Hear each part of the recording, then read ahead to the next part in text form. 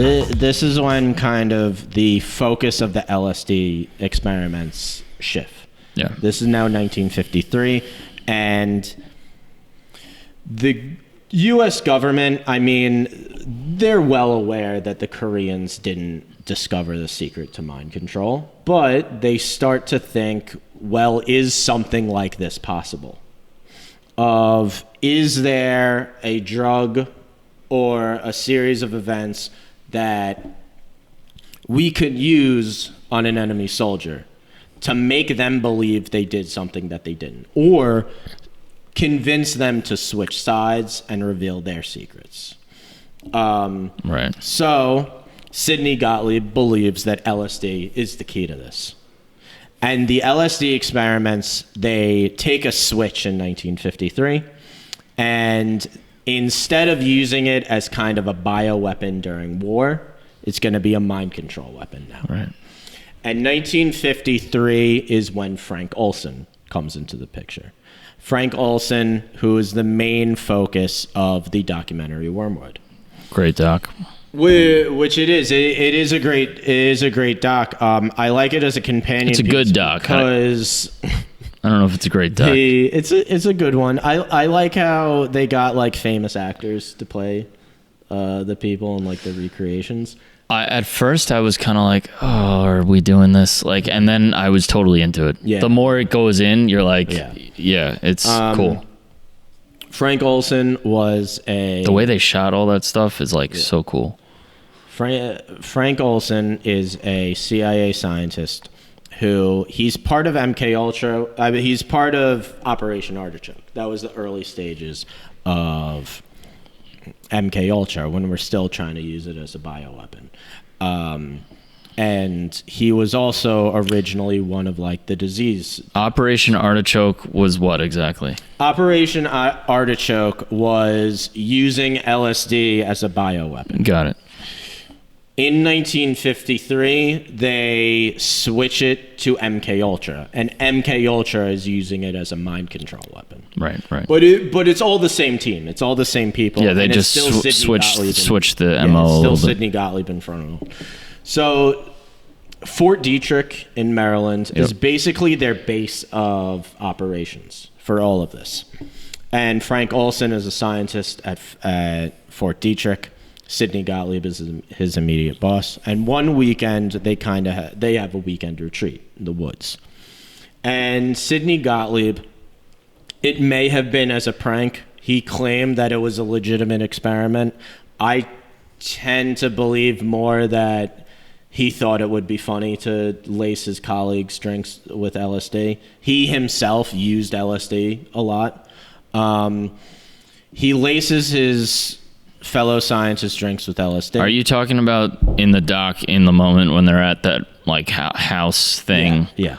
And what was the pretense that they were setting that up as, like a work getaway sort of deal? It was supposed to be a work getaway. Right. Basically a work weekend retreat. And the idea is that they... Well, did they just choose Frank Olson to... No. He laced everybody's drink with LSD, including himself. So the contention is that for whatever reason, Frank Olson reacted in such a way that was different from everybody else?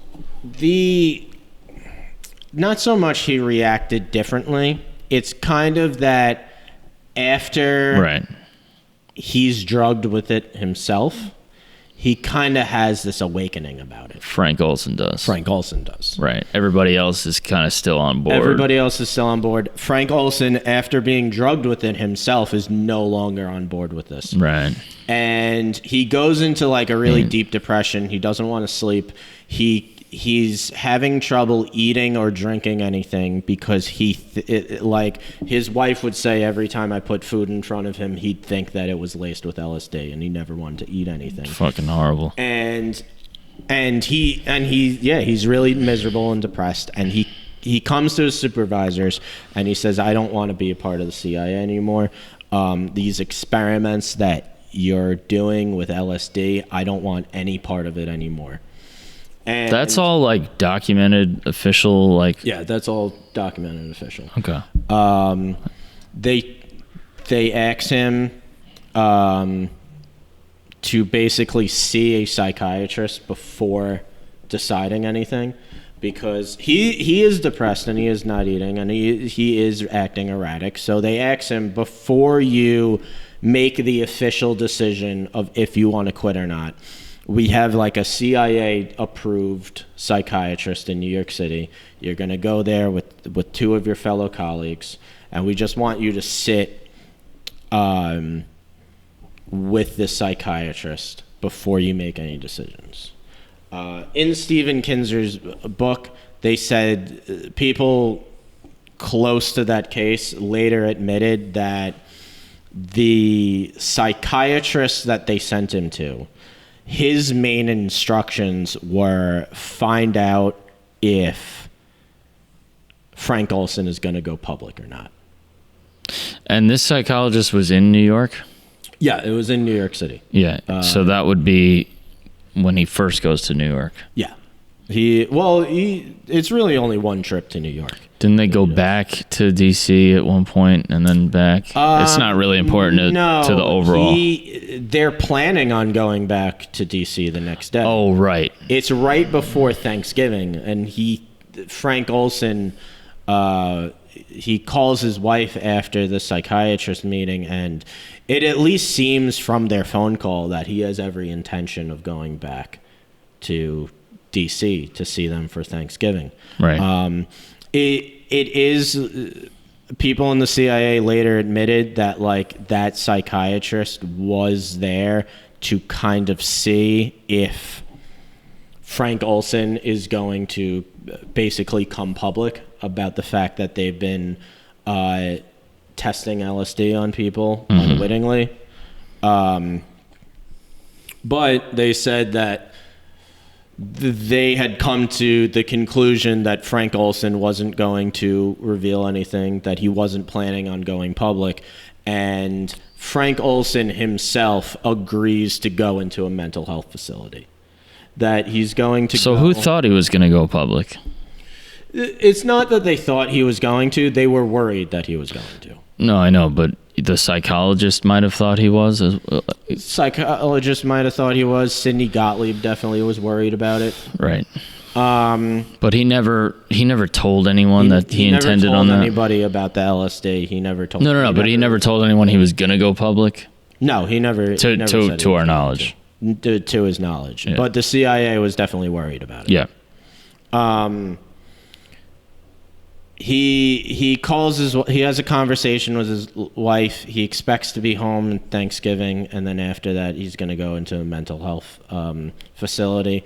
According to his wife, he was actually like excited about going to a mental health facility, and like he was talking about like, oh, I'm going to catch up on a lot of reading there, and I feel like this is going to be really good for me. Yeah.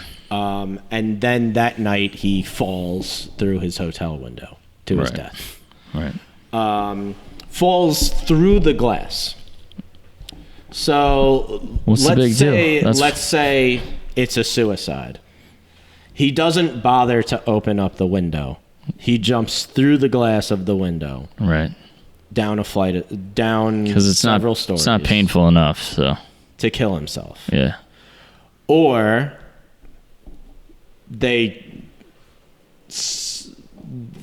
the CIA psychologist came to a different conclusion and said that this guy is going to go public and that we can't trust this guy to keep our secrets, and that they decided that night to murder him. Yeah, or if they even just suspected it. Or if they even just suspected it and said, why take the chance? Right.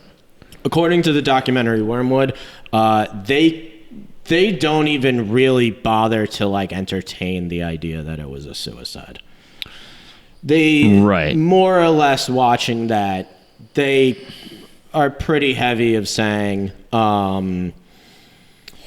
he was murdered. Well, also there's documentation around that time specifically saying that the CIA's preferred method of assassination was exactly what happened. To throw someone at the window, hit them with a blunt object and throw them out the window and say make it look like suicide. Exactly. Yes. In this book, I mean, they leave it open-ended. They make the case that, like, yes, he was depressed and acting erratic, and he could have killed himself. But, I mean, I don't know how you can come to any other conclusion other than he was murdered. Well, I mean, especially because they did do that, you Yes. know. And I don't know who is documenting it in the documentary, but again, they were doing that. That was their preferred method of assassination at the time. And, you know, you got motive, and you have physical evidence of going through the window. Right. You know, and then in the film they show that they resurrected the body and a medical examiner determined it was murder. Now, I guess you could, you know, depending on if you believe a medical examiner that's like working on the behalf of the prosecution, essentially. Not that there was a criminal trial, because there wasn't. But it's interesting. I mean, the doc shows how basically even after that, the government is, you know, essentially working to silence the family as far as making it appear that they're, you know, copping to kind of they're basically saying it was a experiment that went wrong. Yeah, well, that's what the CIA's basically like official narrative is. Yeah. Of that, we are they're not admitting to a murder, but they're saying basically we are responsible for his death because we did this experiment and didn't consider the after effects, that we could be seriously affecting this guy's mental health. Yeah. Either way you look at it, and we threw him through a fucking window. And we threw him out the fucking window, by the way. Yeah, no.